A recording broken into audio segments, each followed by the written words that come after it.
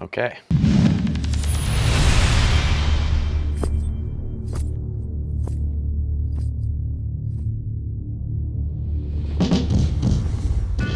I grew up in San Diego, California, really close to the beach, so I grew up like surfing, spending a bunch of time at the beach. Later on, I got like really into rock climbing because there's also a lot of good stuff in California for rock climbing and like whitewater rafting and whitewater kayaking, which were things that I was really big into when I was younger. Yeah, so I think I spent a lot of time outdoors as a kid because my parents were really positive about that. But I also like loved gaming. I always, was a gamer. I always wanted to play, so I was sort of caught between two worlds in a sense. But I think it worked out pretty well.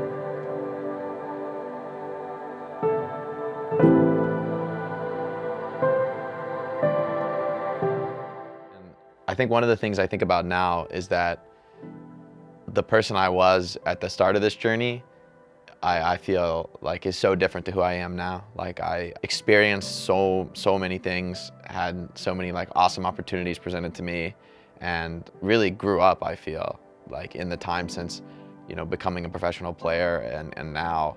I feel like that's been like the most significant journey of my life, really. I've first met Jake in season 1. We did a lot of community activations around Houston, flew the team out here for a Texas signing tour as well as a block party. But knew him since season 1. We did a lot of trade shows. He came out with, Dante, with Brian Banny, and Raucus, and kind of had a relationship.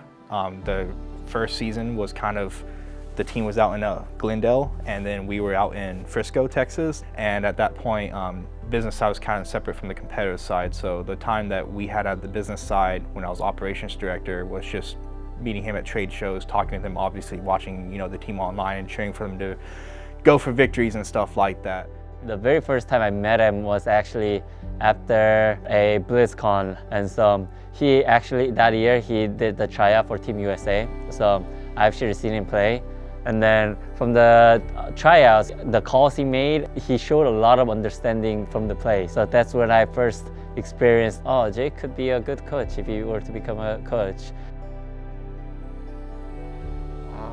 I've known Jake probably for like 7 years. I wasn't really friends with him, or 6 years or something. Whenever I first started playing Tier 2 Overwatch, I knew of him. He was like nice, he was a chill guy. I didn't get to be friends with him until I joined Outlaws, really. I think the way I think about my career, I have to just credit my mom really more than anyone. Despite my parents really being against me playing video games when I was growing up and seeing it as a waste of time, she taught me everything I know today about how to manage a career, how to be successful in anything that you do, how to put in the work, and how to have not just put in the work, but have an intelligent strategy with how you approach it. So the metaphor she always used that I still think of today is the metaphor of, a frog in the lily pads. And really, that's how I see careers. Wherever you are at the moment, really where you are is like that spot is just the current lily pad you're on. And you just have to keep in mind that range of options of like, these are other things I could do. Where are the other places I could jump to? Whether that's connecting with people and thinking about other things you could do, other skills you have, how those skills can come together in concert to allow you to succeed at a new position. I think conceptualizing of my career that way has always felt the most effective to me, because no one really knows what esports is going to look like in 5 years. In 2 years, I would say things could change drastically. I mean, it's a very, very young industry. You can make all these different jumps and you don't really know which one it'll be in the end until you actually get to the moment where you got to take the leap. That's been like super successful for me in my career, and And that's how I think even into the future going forward. Seeing his pathway and his growth, especially since the beginning of the league, not knowing what the league was going to be, from him being featured on Good Morning America, to eventually him kind of becoming the poster boy child of the Overwatch League, and kind of seeing him transition from after being competitive to even leading the team during his competitive years, like kind of being the captain of the team, to then retiring from the team, to then go casting for Overwatch League, to then saying, I want to come back to competition, but I want to be this hybrid role of not a player full-time, not a coach full-time, to then coaching our team year 4, and then also playing for our team sometimes in year 4, to then now going full-time coaching. It's been quite a journey for him, but it's been great seeing how his pathway of growth has just been exponential throughout the years. What I think back to, and like what feels significant to me now, is all the people I worked with and learned from, all the good times and bad times we had, and the trials and tribulations we went through. And I mean, maybe it's a cop-out, but it's the journey that feels so meaningful to me now, rather than like any one moment. Like even in the end, all those little steps along the way now in hindsight feel all the more significant. Like, Totodile? yeah, that one. That's the second gen. Oh, was it second gen? I think so. Yeah, that was my favorite. I always had I always enjoyed my water types, water starters. 너 포켓몬 했었냐? 어렸을 때? 진짜? 네, 안 This 했어. guy never played Pokemon. Yeah, me neither actually. Oh, really? Really? What? You're the rare one. Yeah, yeah, yeah. I'm like the age of where everyone played Pokemon, but I didn't really. I must have played it at some You point. have no childhood, Jake. I have no memories of that. Favorite memories with Jake. Favorite. There was a one time during the season, I'm sure it happens to every team. There's like very, very hard times during the season where everybody wants to quit, they don't want to do this anymore, or it's like they feel powerless or hopeless, all that stuff. And so we were in that phase, the typical phase that people go through.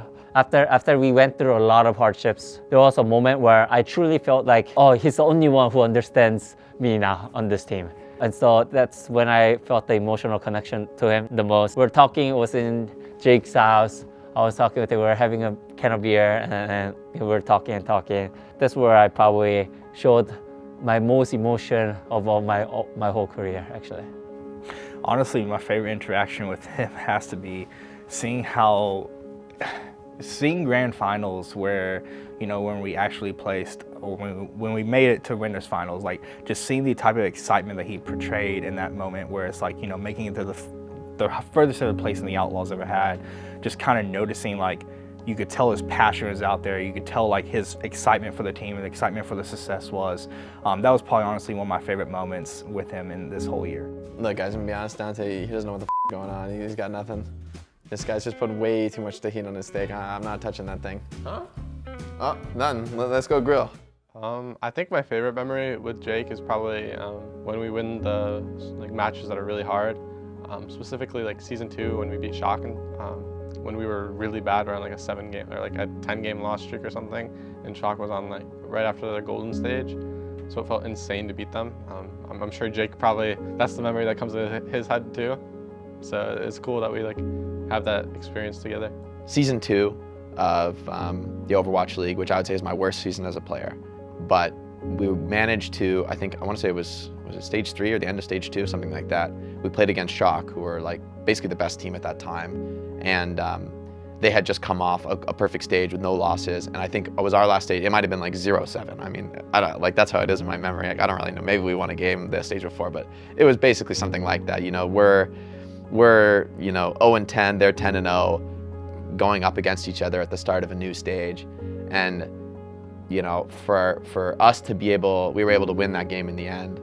That game for me was so freighted with meaning. I mean, at that point in the season, like, as much as I always tried to give my best and try to work hard as a player, it was pretty clear we weren't going to be like a good team that season. But for us, especially playing Shock, because of the Dante trade that we had done that season, so we had got Dante from Shock after Shock had a really poor season 1, and Shock had just completely stocked their roster with a ton of super strong players. They had become a totally new team, a juggernaut really.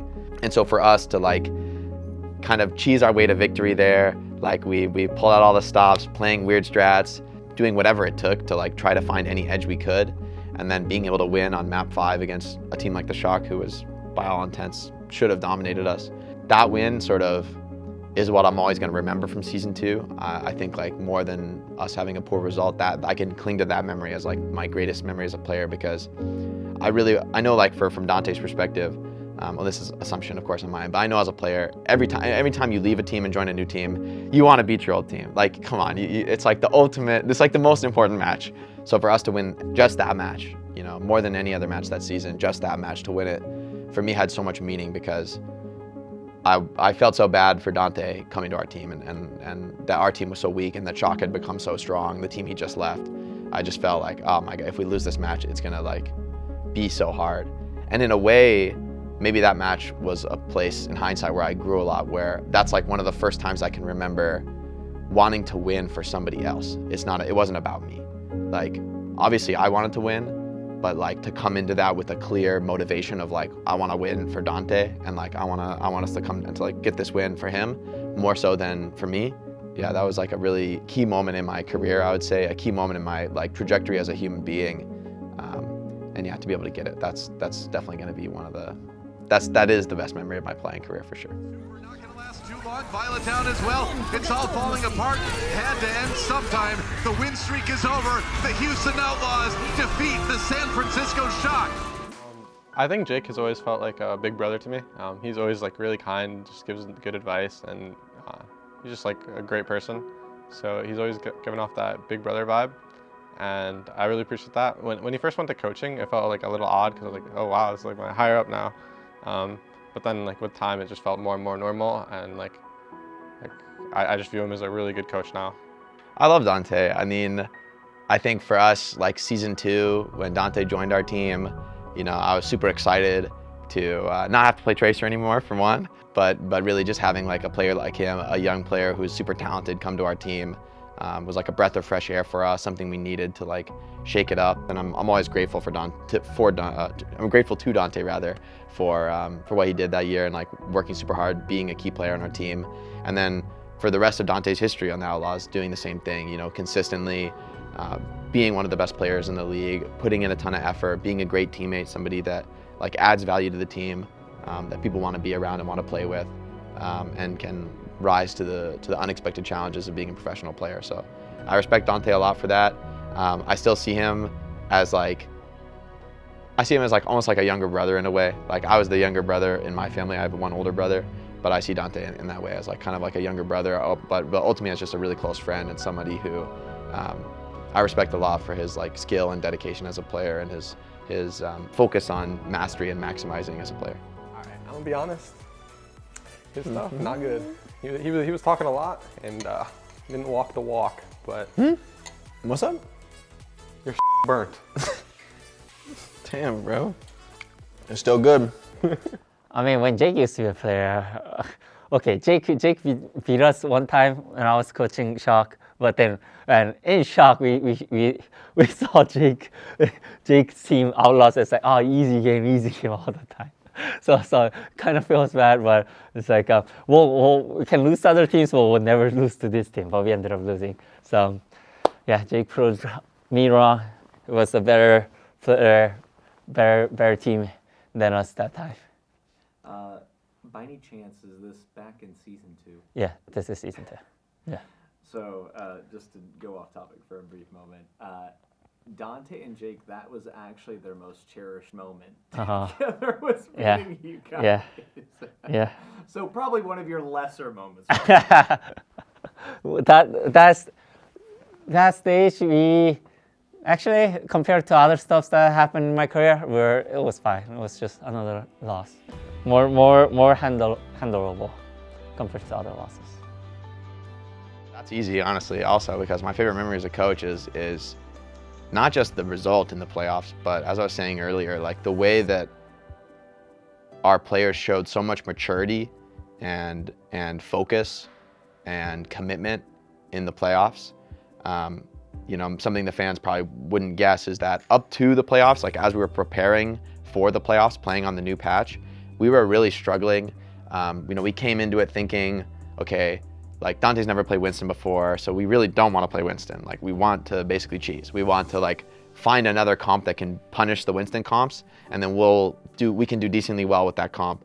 You know, probably know you're not going to win it all playing those comps, but maybe you can like do decently well, because we just thought, I mean, it's such a Herculean task to put a player who doesn't have experience on the hero on Winston. I mean, it's one of the most like practice heavy, experience heavy tanks. Yeah, so I think the way that the guys showed so much maturity in that incredibly difficult moment where we weren't having good results in scrims, so it would be easy to come into the playoffs with like a doomed mentality and feeling like, oh, we're also not gonna do well in the playoffs. But then when it came time for match day, people were just so focused and so mature in terms of the way they worked together with the team. I think Pelican's another player I'd bring up in that way, where Pelican came into our team as like, you know, last year was his rookie superstar year, rookie of the year. But I think, which, I mean, obviously he's a very young player, but super exciting, super talented. But I think over the course of the year, and especially we saw it in playoffs, for me, he really became an emotional leader on the team, which was something I didn't expect from him. I mean, just being a young guy, that's like unlikely, or something I don't really like. Like for instance, I don't judge as much a young player who's like more emotional. It's like, okay, it's more understandable. They're at that point in their career. But Pelican became somebody who could really understand that, okay, like other players might be having a hard time in their heroes, but you know, he wouldn't take that personally or be upset about it. He would just do his best and like work within that as well as he could. And so I think, yeah, his growth over the season really impressed me. Yeah, Lastro is another player who I really noticed a lot, where, you know, a lot of other coaches in the Overwatch League have said, oh, Lastro, you know, he's so good, but he's like, you know, hard to work with or whatever. But to me, I just thought that's crazy. Like for me, like I'll confidently say Lastro is like my favorite player to work with on the team this year. He showed like so much maturity throughout the whole year.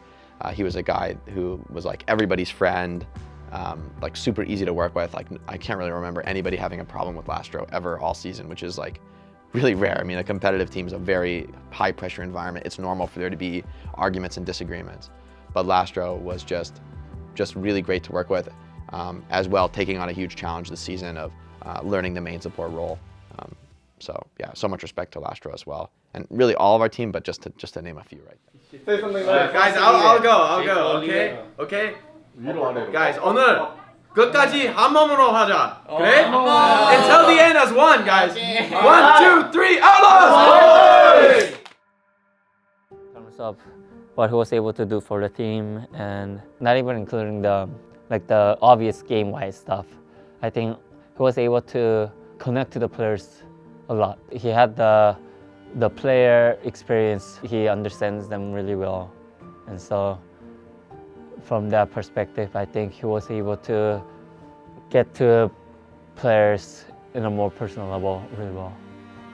I think I've proved in a lot of aspects. I think gameplay-wise, he's taught me a lot. He had the DPS experience, and he gets to watch it overhead, so he helped me grow on DPS.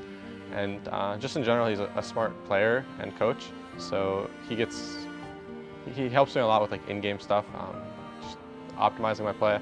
And I also think he's taught me a lot out of game. Like I swear to God, every time I talk to him, I just learn something. So it's really nice, and I appreciate that, because when you're in esports, I feel like it's kind of hard to learn stuff about the outside world, but Jake keeps really up to date with it, and he just teaches me a lot. Like, even when he doesn't like try to, he'll just like explain something he saw like recently, like on Twitter or the news or something, and I'm like, oh, that's cool. And then I just understand a little more about the world. No, chug water in emergency, man. But don't mix emergency in the water. Like open the pack of emergency, chug it, and then chug water. Yeah, it helps so much. Disgusting, but it's so much fun. Yeah. Really? No, I know. Usually I just mix it with the water. Usually I just mix it with the water, right? A lot of water. Just like do it with the taste, it doesn't taste as bad. Just do a line of emergency. I'm ready to go. What if something that would work? Just rail vitamin C. I don't think that's gonna be very good for you now. Our relationship, I think it developed in the beginning. It was a player-coach relationship. I put him on the roles because I trusted him. When he became a coach, now the dynamic had to change to a point where he'll be doing more of what I'll be doing, right? In that sense, there were a lot of trial and errors actually. How each other work, how much space we give to each other. And in that sense, that's what I meant by it was like a lot of it was like a learning experience for me.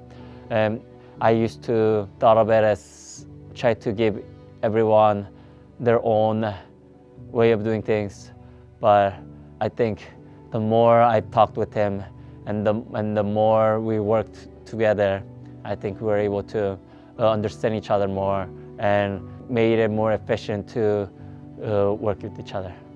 Him being a full-time coach, it was actually phenomenal working with both him and Junk, and as well as Bishu this year. From a competitive team side, it was kind of rocky start to begin with, but that was just learning pains as, you know, we're all kind of new to the role. At the time period, the competitive team last year was Junk and Jake was a hybrid role, to then you have me come into the competitive team role this year, as well as Bishu come into it. It was kind of like a learning phase for all of us, especially during the first stage of the season. It was kind of like just seeing what works, what doesn't work, where we begin, where we all end. But then, you know, after kind of mid-season madness, we kind of hit that stride to where we each knew where each other's responsibilities were, and we could trust each other fully no matter what the task was given. We all had each other's backs, and just kind of seeing that where, you know, we can camaraderie together at the end of the day, no matter if it's a win or a loss. You know, we all kind of joined together and pushed the team forward. Yeah! Let's go! I think what the third place finish this year means to me, in a way, it's sort of, I think it changed so much from where I started, where when I came in as a pro player, I was all about like, I want to be the best player. You know, I thought the reason I came to esports in the first place and what made it so attractive to me is it's like the ultimate proving ground where there's no referees, there's no like randomness essentially. You know, it really is just the game determines who's the winner, who's the loser. The rules are set. You know, everything is fixed. You can kind of explain all those details, but then, you know, who puts in the most work, who grinds the hardest, who like fights the hardest. You know, they're crowned with like a certain result. And so in the beginning, I think I was so focused on that, like I wanted to achieve the very best results. But then, ironically, in the end, one thing I kept telling our players, and I was talking a lot about throughout all playoffs, even before we went to Anaheim for the playoffs this year, I was telling the guys, you know, like in the end, I actually don't care that much about the result. Like that was my journey, I guess. I came from really like I want to win, I want to be a champion, to now like in the end as a coach, I really authentically felt like I don't care about the result. What I want is for our players to do their absolute best. I want our guys to like be together as one until the very end, wherever that might be. Like whether we go 0-2 and we lose out quickly, you know, if we did that, giving our best effort, working together as a team, you know, to the last fight on the last map, I would be proud of that.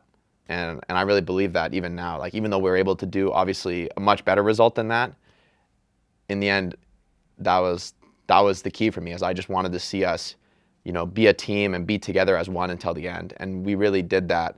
And I think even if we had a poor result, I think we would have done it that way as well. We would have done it as a team.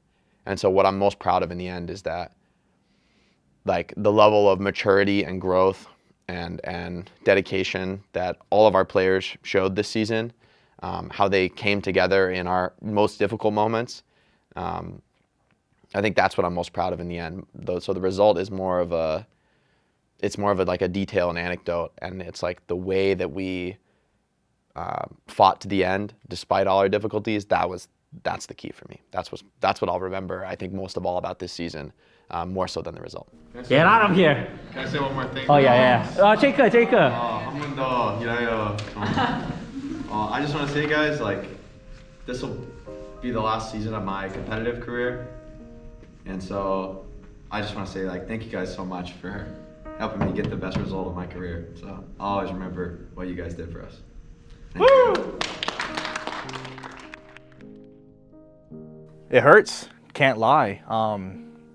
We were prefaced that it may be coming prior to grand finals and playoffs. It was something that we knew that could potentially be a case. You know, with his own personal standpoint, he kind of prefaced that to us. we always thought there could be hope, you know, to have another hoorah, especially given the fact too where, you know, like I said, this year it started out with some growing pains at first, just kind of understanding like, you know, how each person works best. And like I said, we hit that stride after the end of mid-season madness, and really kind of showcasing that. Wished we ended on a high note, wish we could, you know, go further, especially with the type of cohort we have between, you know, all four of us as a competitive team staff. Wish that he could be a part of this next year. So it definitely hurts, definitely stings, you know. Wanted to be up on the stage holding the trophy up. It would have been kind of like a final hoorah, especially for him. But, you know, it is what it is at the end of the day. Guys, it's been a long season. We've practiced a lot to come here, you know, and we had our hard times, we had our failures before, but today we gotta play with no regrets, guys. Yeah. Like, this is the end. No matter what, win or lose, it's the end. Yeah, no, I actually had a lot of talk with Jake about this. So it was something not surprisingly. We talked about it multiple times. You know, when we had a hard time too. So it was a very common topic actually, and yeah, it wasn't surprising. But then, so I guess I was kind of like prepared for it. You know, it was really nice to have him around. But at the end of the day, I understand where it's coming from. So I wish no matter what choices he make, he'll be happy. Something that I tell a lot of my players too, no matter what choice they make, never regret about what happens. Every choice they make, they enjoy it, cherish it. And so for Jake, I'm pretty sure he'll, no matter what choices he makes, he's gonna cherish what had happened, probably would have learned from it and made the most out of it. Although it's the end of one chapter, I do see it also as the beginning of another. So I don't feel sad now, really. I just feel grateful that I was able to be here, that I was able to experience it at all in the first place. I think that's just profoundly lucky. I think that, you know, maybe right place, right time. Obviously I put in a lot of work along the way, but yeah, like for all the people who helped me out along the way, all the people I learned from and grew either from or alongside. Yeah, it's been an incredibly special journey, and I'm really thankful to everybody. You know, over the years, there's been like too many unique experiences to count, but I really feel now that when I came into esports, I was still very much a child, you know, in a way. Really, I think it was all those experiences, all those incredible people I was able to connect with, talk with, and learn from that shaped me into the man I am today. And I'm just always going to be so thankful for that part of my journey because it's so incredibly unique, and it's something that, you know, almost nobody gets to experience, something as special as the career that I've been able to have as a player and a coach. Yeah, and I think it's given me the confidence that I can do anything with my life, really, and I think that's an incredibly powerful thing to believe and feel in yourself, that yeah, I can do anything as long as I want it and I'm willing to put in the work for it. Like, I can get there, and I think yeah, that's just super special, and it's something I'll be thankful for forever, and all the people who enabled me to do it along the way. Good luck with your next step, Jake. I'm really gonna miss you, actually. Like, you're like such a good friend to me. I always learn so much from you, and I really look up to you. So thanks for everything, like throughout the last like 6 years. You're gonna kill it with what you do next. So thank you so much. I appreciate you so much. Jake, I'm very grateful that you helped me out. We had a lot of arguments, a lot for sure, and I can't come off as like a very hard person to work with. You were one of the people, in the end, were able to come with me to the end. You know, we had really hard time in the middle of the season. I understand that it becomes very stressful, this work, but you're able to help me throughout. You didn't give up on us. You were able to hang on to us and keep us in place. So I am truly grateful for what you have done this year and what we were able to achieve and came together. So we had a lot of talks about, you know, very bad scenarios. We were in very bad scenarios a lot, but but you were always there to help us go through it. Thank you, Jake. It's been great seeing his career development over the past 5 years. I remember when we were talking about what team we were going to get in the preseason of Overwatch League, and knowing that he was part of the roster. At the time, I didn't know who he was. I knew that he played Team Fortress 2, but didn't really know how good he was or anything about the team. He meshed really well. You know, we were one of the only, like, probably popular Western teams back then. We did a lot of community activations, and just having him be a part of those activations, always having a smile on his face, knowing how to put on a smile, and, you know, really showcasing to fans, like, why we're here, and never being mean in that sense. But also, you know, just kind of showcasing where he retires from us and then coming back, you know, really showcased that we were the team that he believed in. And honestly, we'll miss him a lot, especially knowing that we came up so short of coming to the gold. You know, getting a bronze medal is still fantastic, but at the end of the day, we didn't finish what we started, and I wish he could finish what we started together. But at the end of the day, too, I also understand that sometimes, you know, it's just time to move on, and he's ready to move on to the next stage of his life, wherever that stage may lead him. And at the end of the day, I wish him the best, and I wish him all the best in his future endeavors, no matter where that may lead him. And I'm sure we'll see each other again, as it's not a final goodbye, it's a see you later. Then we still got third. Yeah, better than anybody else thought. That's the most we ever did, Dante. So That's true. don't be, you know, let's have fun tonight. Let's laugh, enjoy ourselves. Just be happy we were here at all. What's the next lily pad? That's a good question. I don't know if I can say too much at the moment. I'm considering like a few different options. I'm kind of trying to like craft that lily pad for myself, which is a little bit new for me. I've sort of gone, you know, I was jumped around a lot, but still within, I would say, relatively traditional roles. Where now I'm thinking, what lily pad can I build and create for me that's like the right one for me, or the best one for my skills in this moment right now, and that will give me opportunities for growth, but at the same time the chance to use the skills I already have and the experience I've already developed for the good of esports and the scene. In the end, I still love Overwatch. I think esports is like something I'm still incredibly passionate about and excited to be working in the field. So I won't go far. Don't worry, I'm not going to be like disappearing off the face of the earth, hopefully, unless I get abducted by aliens. But I can't really, I haven't like confirmed anything yet. I haven't like locked anything in. So in the end, I'll just have to say I'm exploring my options. I'm considering all sorts of possibilities as far as what's next. We look forward to seeing where you land next. Yeah, me too.